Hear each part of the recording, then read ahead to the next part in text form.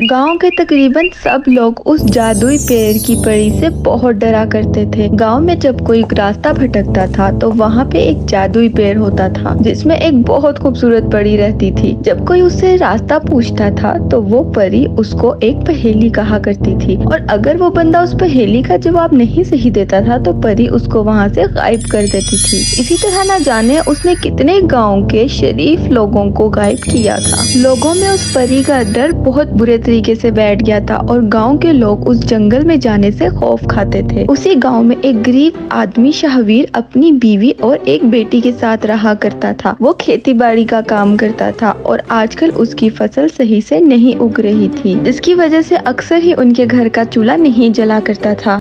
मुझे लगता है कि इसी तरह चलता रहा तो घर का खर्चा चलाना मुश्किल हो जाएगा। तो तुम एक काम करो, सेठ से जाके मदद करने को कहो। अपनी बीवी के कहने पे शाहवीर सेठ के पास जाता है और कुछ पैसों की मदद मांगता है। सेठ, मुझे कुछ पैसों की जरूरत है।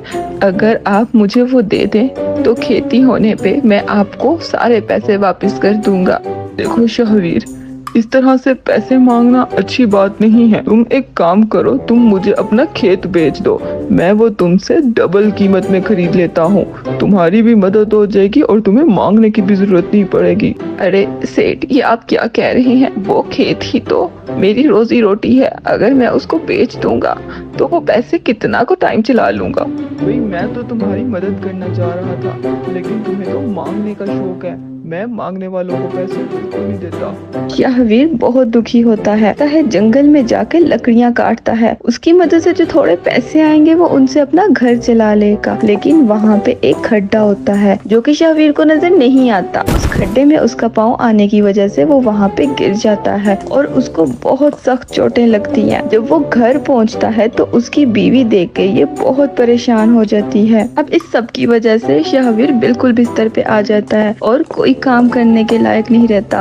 अब मैं उठ भी नहीं सकता, न जाने इस घर का खर्चा किस तरह से चलेगा। शाहवीर की बेटी ये सब देख के बहुत परेशान हो जाती है। वो फैसला करती है कि आज के बाद वो जाके लकड़ियां काटेगी और उनको बेच के जो पैसे आएंगे उससे अपने बाप का इलाज कराएगी। अगले दिन जब वो उस घने जंगल में लकड़ियां काटने जाती है तो उसकी नजर वही चमकते हुए पेड़ पे पड़ती है। वो देख के वो बहुत हैरान हो जाती है। उसको इस सब बारे में बिल्कुल भी नहीं पता था कि कैसे वहाँ पे एक परी रहती है जो लोगों को गायब करती है। वो उस पेड़ के पास जाती है, तभी अचानक उसकी नजर एक बूढ़ी औरत पे पड़ती है जो कि उसी जगह से गुजर रही थी।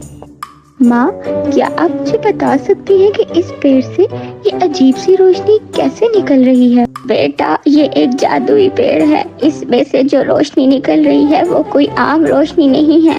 यहाँ एक बहुत ही जालिम परी रहती है।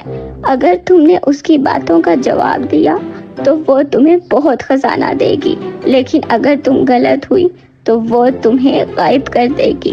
न जाने कितने लोग अपनी जान गंवा चुके हैं इस परी की वजह से। ये बहुत जालिम है।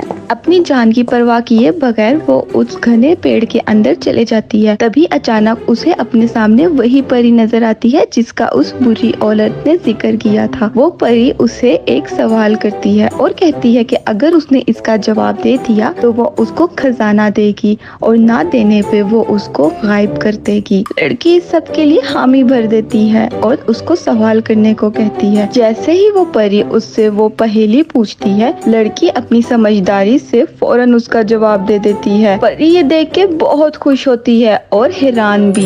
इसके बदले वो उसको एक बहुत बड़ा खजाने से भरा बक्सा देती है। लड़की वो बक्सा लेकर बहुत खुश होती है और अपने घर आ जाती है। जब वो अपनी माँ को दिखाती है तो उसके माँ बाप भी बहुत हैरान होते हैं। वो उस जादुई परी के बारे में सारी कहानी बताती है। इसके बाद वो उस सोने को बेच के सबसे पहले अपना बाप का इलाज कराती है, एक अच्छे स्कूल में एडमिशन लेती है और वहाँ से अपनी पढ़ाई मुकम्मल करती है। शाहवीर ठीक होने के बाद एक सब्जी का ठेला लगा लेता है और इसके बाद उनकी जिंदगी में बहुत सी आसानियाँ आ जाती हैं।